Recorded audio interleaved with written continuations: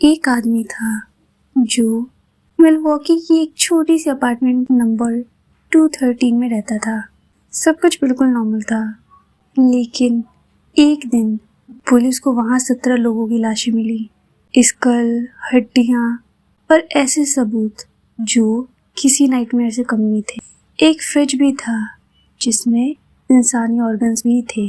ये एक ऐसी सच्चाई है जो 13 सालों तक छुपी रही।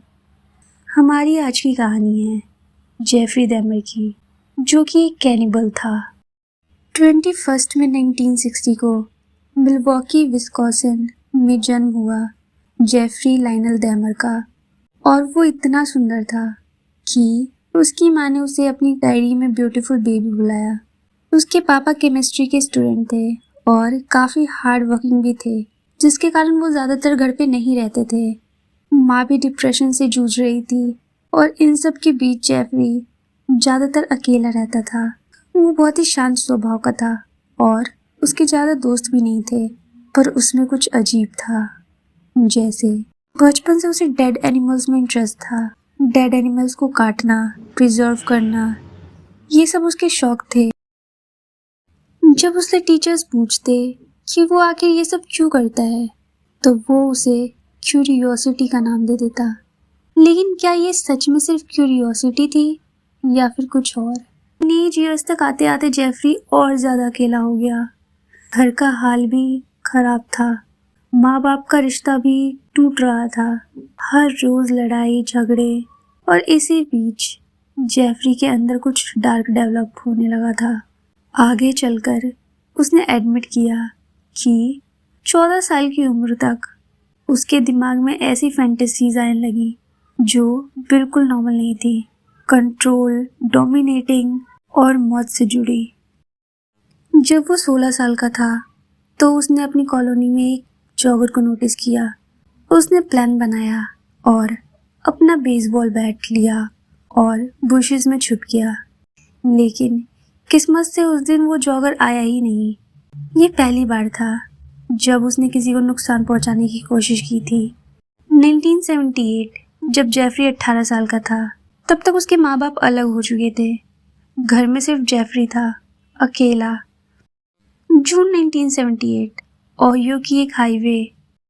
स्टीवन हिक्स, एक 18 साल का लड़का, कॉन्सर्ट से वापस आते वक्त हाइकिंग कर रहा था। तब जेफरी ने उसे लिफ्ट दी और कैजुअली कहा, घर चलो, बियर पीते हैं। और स्टीवन मान गया। फिर वो गए। कुछ टाइम बाद स्टीवन ने कहा कि अब उसे घर जाना है, लेकिन जेफरी बिल्कुल भी नहीं चाहता था कि वो जाए। बट जब वो नहीं माना, तब जेफरी ने एक हैवी बारबेल उठाया और उसे मार दिया। ये बना उसका पहला मर्डर। बाद में उसने बॉडी को टुकड़ों में तोड़ दिया और केमिकल का यूज़ करके सबूतों को मिटाने की कोशिश की, और जो बॉडी के पार्ट्स बच गए उन्हें जंगल में फेंक दिया। और फिर वो एक नॉर्मल लाइफ जीने लगा, जैसे कुछ हुआ ही नहीं और किसी को कुछ भी पता नहीं चला।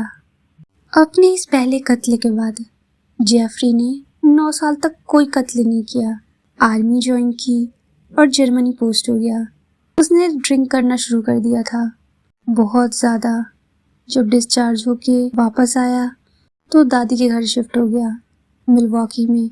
बार्स में जाता, नए लोगों से मिलता, अच्छे से बात करता, बिल्कुल एक नॉर्मल इंसान की तरह। लेकिन अंदर से वो आज भी वैसा ही था। उसके अंदर आज भी वही ऑब्सेशन था। 1987 मिलवॉकी में स्टीव ट्यूओमी, उसका दूसरा शिकार। जेफरी ने बाद में बताया कि जब वो सुबह उठा तो वो पहले से मरा हुआ था। मुझे कुछ भी याद नहीं कि क्या हुआ, लेकिन इन्वेस्टिगेटर्स को ये बात छूट लगी।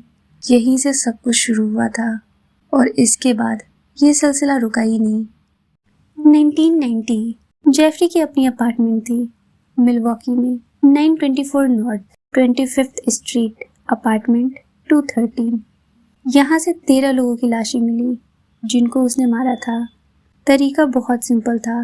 जेफरी उनसे बार्स या मॉल्स में मिलता, फ्रेंडली बनता, पैसे और ड्रिंक्स ऑफर करता और उन्हें अपने साथ अपने घर ले आता और उनकी ड्रिंक्स में ड्रग्स मिला देता। और फिर पुलिस को जेफरी के अपार्टमेंट से मिले 7 स्कल्स, 4 हेड्स, फ्रिज में ऑर्गन्स, एसिड से भरा हुआ 57 गैलन का ड्रम और 80 से ज़्यादा पोलरॉइड फोटोज। लेकिन ये सारी चीज़ें 1991 में मिली, जबकि इससे पहले भी पुलिस को डैहमर तक पहुंचने का मौका मिला था, लेकिन पुलिस ने उसे गवा दिया। मई 1991 एक 14 साल का लड़का कॉनरेक सिंथासोमफोन ड्रग्ड और ब्लीडिंग कंडीशन में 3 औरतों को मिला।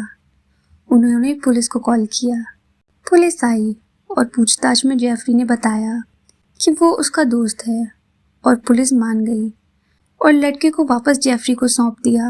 औरतों ने बहुत कहा कि वो सिर्फ एक 14 साल का बच्चा है, लेकिन पुलिस ने उनकी एक नहीं सुनी और वो लड़का उसी रात मारा गया।